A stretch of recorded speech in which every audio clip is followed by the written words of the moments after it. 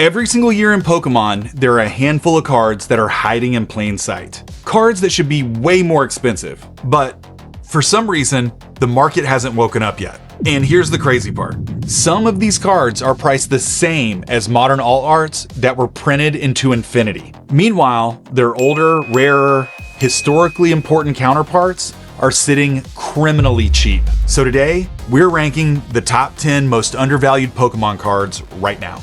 And I can promise you, some of you are gonna have a lot to say about a couple of these cards. Because if these cards pop the way that they should, it would break the hobby. These aren't memes, these aren't hype plays. These are cards with real demand, real scarcity, and real long-term upside. And if you disagree with any of these picks, I want you in the comments, because the debates on videos like this are wild. All right, starting with number 10 and working our way to the card that, in my opinion, is the most mispriced card in the entire market right now. At number 10, we've got the Mewtwo V-Star from Crown Zenith's Galarian Gallery.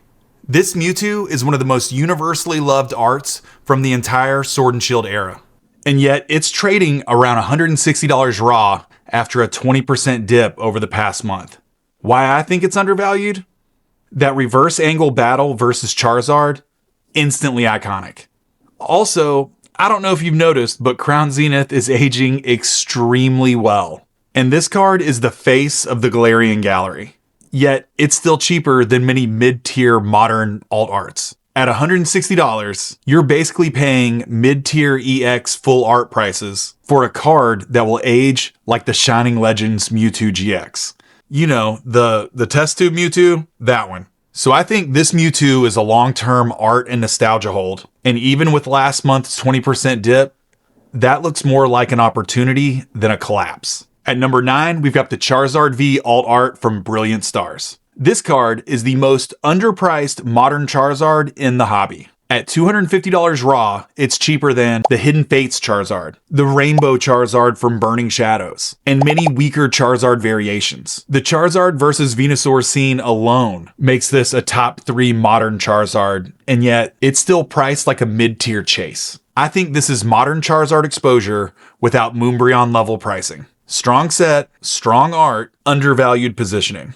At number 8, we've got the Lugia V alt art from Silver Tempest. Lugia is S tier IP, period. Right now, its price near mint is around $425, but its pull rate is 1 in every 674 packs. And right now, Silver Tempest is selling for just over $9.20 a pack, which to not even guarantee that you would pull this card, you would need to spend a minimum of $6,200. You're getting one of the strongest modern legendaries from a set that was printed, but not printed into oblivion. And this is easily Lugia's best modern card. So this one's a safe, boring win, but you buy Lugia for stability, not to treat it like a lottery ticket. And the next card is one that it was hard for me to really stay objective about because it's one of my favorite cards of all time. Coming in at number 7 is the Giratina V alt art from Lost Origin. This is where art collectors, lore enjoyers, and competitive players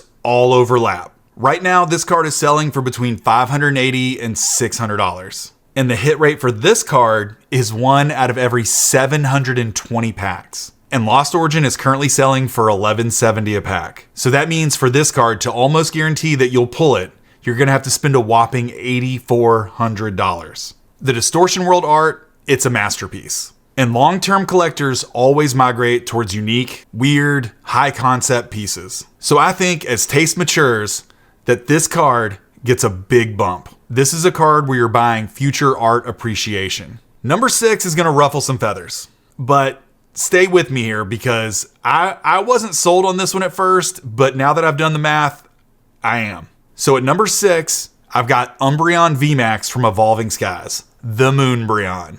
And I know you're thinking, why would the Moonbreon be on an undervalued list?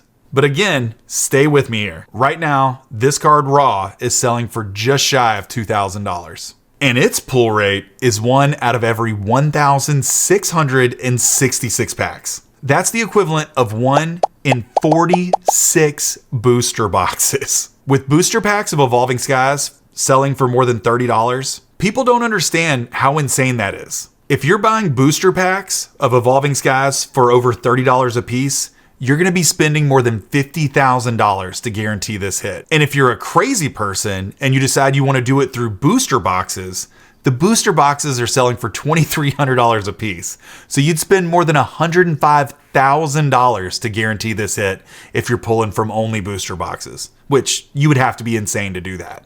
And even after spending all that money, you're still not guaranteed to get a PSA 10. So no, this card is not cheap, but it is less expensive than what the math suggests. This is the crown jewel of the modern alt art era. At number 5, we've got the Umbreon Gold Star from Celebrations. Near mint raw copies are currently selling between $50 and $55. This card, it's not about scarcity, it's about access. It's the budget version of one of Pokemon's holy grails. It's anniversary branded, which ages very well. And we're going to see just how well in 2026 when the 30th anniversary rolls around. And it's the most recognizable Umbreon art outside of the Moonbreon and the Umbreon from Prismatic Evolutions. At $50, your downside is very tiny. Your upside is the slow attrition of supply and the evolutions demand compounding. At number 4, we have the Shining Magikarp from Neo Revelation. Near mint copies of this card are sitting around $450. It's the ultimate meme grail. But memes run the internet and the internet runs the hobby. It's a true shining card with early WotC scarcity, and it's a cultural phenomenon Pokemon. At $450 raw, this card has asymmetrical upside. If Neo Shinings re-rate as a group, this Magikarp explodes from a low base. At number 3, we've got another shiny with Shining Gyarados from Neo Revelation. Raw near mint copies of this card range anywhere from $700 to $900. This is top 3 TCG artwork ever, and I will die on that hill. You have Angry Gyarados in a Storm, early Shining rarity. It's from a lower print era, and Gyarados is iconic across all generations. So you end up paying a small premium over modern alt arts, but you get a massive premium in long-term scarcity. When the Neo era nostalgia hits full swing, I believe this card tightens the gap with the Shining Charizard. At number 2, we've got Lugia from Neo Genesis. Near mint copies of the unlimited version of this card are selling for around $400. This is the base Zard from Gen 2, and it's half the price. It's early Wizards of the Coast. Lugia is a cultural icon, a movie star, and one of the hardest Neo cards to get a clean grade. If you want vintage exposure without first edition base set pricing, this is one of the best entries in the entire hobby. And finally, the number 1 spot.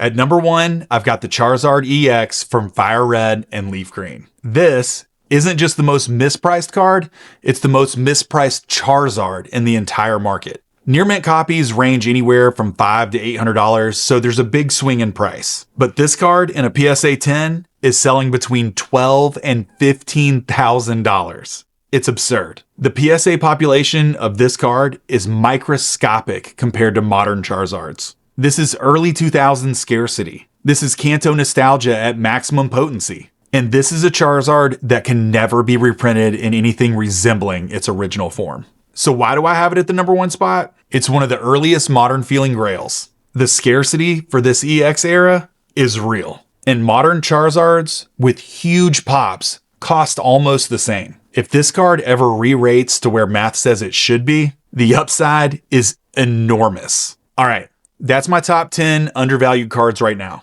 Now I want your opinion, because I know some of you violently disagree with some of the cards on this list. Tell me in the comments, which card do you think is the most mispriced in all of Pokemon right now? I'm reading every response and I'm replying to every one of them. And if you like videos like this, buckle up, because next week I'm dropping the 10 most overvalued cards. And that one might start some fights.